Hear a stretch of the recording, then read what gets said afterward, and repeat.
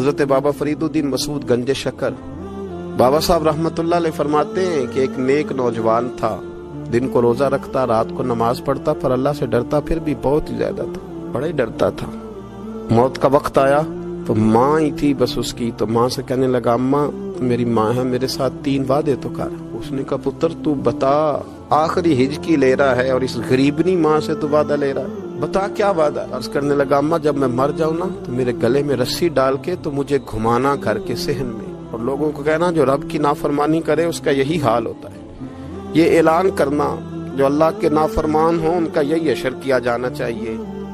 اور اماں پھر دوسرا وعدہ کر، میرا رات کو جنازہ اٹھایا جائے، میں نہیں چاہتا کہ کسی کے منہ سے یہ لفظ نکل جائیں کہ وہ دیکھو اللہ کا نافرمان جا رہا ہے، رات کو میرا جنازہ اٹھانا۔ اور اماں تیسرا میرے ساتھ وعدہ کر کہ لوگ مجھے دفن کر کے آ جائیں گے تو میری قبر پہ چلی جائے گی۔ عمل میرے پاس کوئی نہیں، پر مجھے لگتا ہے ماں کے قدموں کی برکت سے عرش کا مالک بھی رحم فرمائے گا، اماں تو وعدہ کر۔ بابا صاحب رحمتullah علیہ فرمانے لگے کہ ماں بوڑھی ماں نے وعدہ کر لیا۔ کہا بیٹے ٹھیک ہے، اگر تیری یہی ضد ہے تو میں تیار ہوں۔ پھر اس نے کلمہ شہادت پڑھا، اس نوجوان کی روح پرواز کر گئی۔ بوڑھی ماں نے رسی منگائی تو ولی من خاف مقام ربہ جنتان، جو ڈر جائے، اس نے تو کہا تھا نا کہ رسی ڈال کے گھمانا اور کہنا یہ اللہ کا نافرمان ہے، اس کا یہی اشر ہونا چاہیے تھا۔ لیکن جب ماں گلے میں رسی ڈالنے لگی تو گھر کے ہر کونے سے آواز آنے لگی خبردار یہ رب کا دوست ہے، اللہ کے دوستوں کے ساتھ اس طرح کا معاملہ نہ کیا جائے، اسے چھوڑ دیا جائے۔ اور کہا تمہیں کچھ بھی اور کرنے کی ضرورت نہیں ہے، یہ تو رب کا دوست ہے اور رب کی بارگاہ میں حاضر ہو گیا۔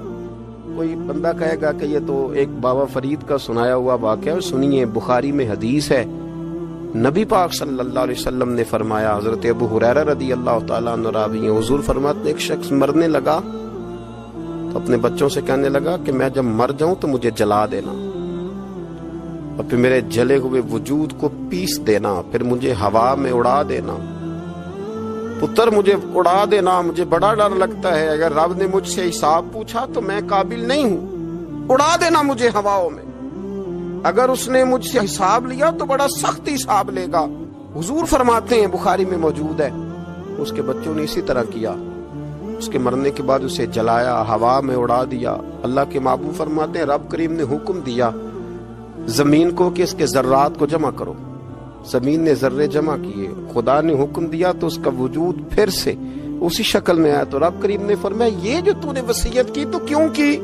اللہ جانتا ہے کہ نہیں جانتا؟ یہ کی تو کیوں کی؟ تو وہ پڑا کہنے لگا اللہ میرے اندر تو طاقت نہیں تھی تیرے سامنے کھڑا ہو کے حساب دے سکوں، تجھے منانے کے لیے تیرے خوف سے ڈر گیا، میں ڈر گیا۔